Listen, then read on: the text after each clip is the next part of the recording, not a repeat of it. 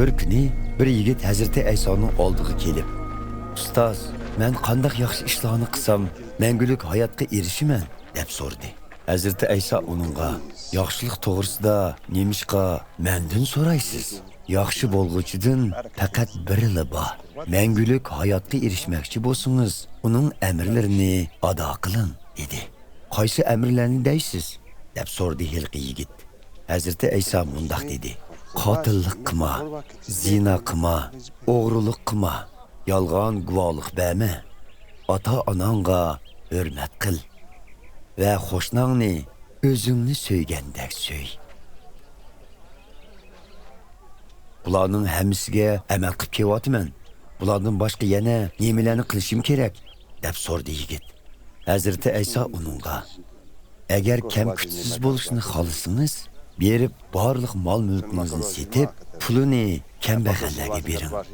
Shunda qilsangiz, arishda g'aziningiz bo'ladi. Ondan kelib menga agishing" dedi. Bu so'zni anglagan yigit qayg'u ichida u yerdan ketib qoldi. Chunki uning mol dunyosi nihoyat ko'p edi. Hazrati Ayso shogirdlariga: "Bilib qo'yinglarki, boylarning arishning podshohligiga kirishi tez. Yana shuni aytayki, ularning Xudoning podshohligiga kirishi to'gining yengni to'shig'idan o'tishidanmi tez" dedi. Buni anglagan shogirdlar bakmu hayron bo'lishib, "Bundaqda kim qutqizishga erishalaydi?" deb so'rashdi. Hazrati Ayso ularga qarab, "Bu insonlarning qo'lidan kelmaydi, lekin Xudo hammaga qodirdir" dedi.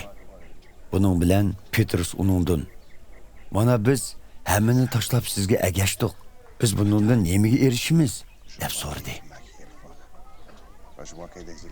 Hazrati Ayso ularga mundaq dedi: "Bilib qo'yinglarki, yangi dunyo yetib kelib, inson o'g'li shonliq taxtida o'tirganida, sizlar menga agashganlar 12 taxtda o'tirib, Isroillarning 12 qabilasiga hukmronlik qilasizlar.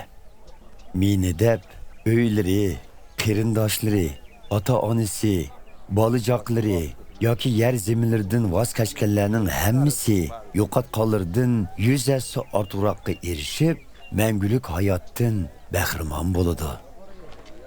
Lekin shu chog'da nurg'un oldingi qatordagilar oxirqilar bo'ladi. Nurg'un oxirqilar oldingi qatorga chiqadi." Hazrati Ayso so'zini davomlashtirib mundaq dedi: "Chunki arishning podshohligi bir yer egisiga o'xshaydi. Yer egisi uzumzorlig'ida ishlashga odam yollash uchun qoq saharda sirtqa chiqibdi. U ishlamchilarning kunligiga bir kumush tangidan berishga kelishib, ularni uzumzorlig'iga avatibdi. Soat 9 atrofida u yana sirtqa chiqib, bozorda bekor yurgan boshqa kishilarni ko'ribdi. Ularga: "Sizlarni uzumzorlig'imga berib ishlanglar, haqqinglarni muvofiq beraman" debdi. Ular uzumzorlikka beribdi.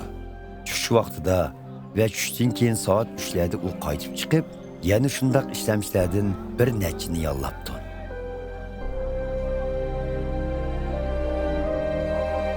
Soat 5larda chiqqanida u yerda turgan yana boshqalarni ko'rib, ulardan: "Nima uchun bu yerda kun bo'yi bekor yursizlar?" deb so'rabdi.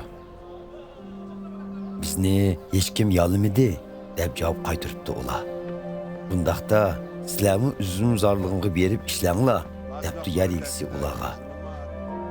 Kashqurulg'i yer egisi g'o'jadarga ishlamchilarni chaqirib, eng oxirida kelganlardan boshlab eng avval kelganlargacha hammasining ish haqqini ber debdi. Tushdan keyin soat 5da ishga tushganlar kelib, g'o'jadardan bir kumush tangidan ilishibdi. Eng avval ishga tushganlar texmi ko'p ish haqqi olamizg'u deb o'ylashibdi. Biroq ularga navbat kelganda, g'o'jador ularga bir kumush tangidan beribdi. Ular ish haqqini olgandan keyin yer egisidan ranjib,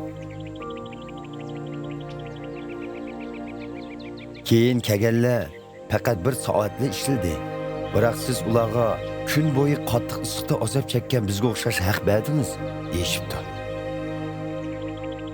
Yereksi ularning biriga bundoq javob qaytiribdi.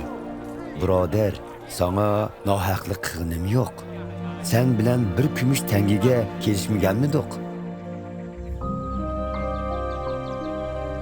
Haqqingni elib, qaytib ketgin. Keyin kelganlarga sana o'xshash bo'lsam, nima bo'pti? Öz pulumni o'zim bilgancha ishiltish huquqim yo'qmi? Sexiyligimni ko'rolmayapam senga.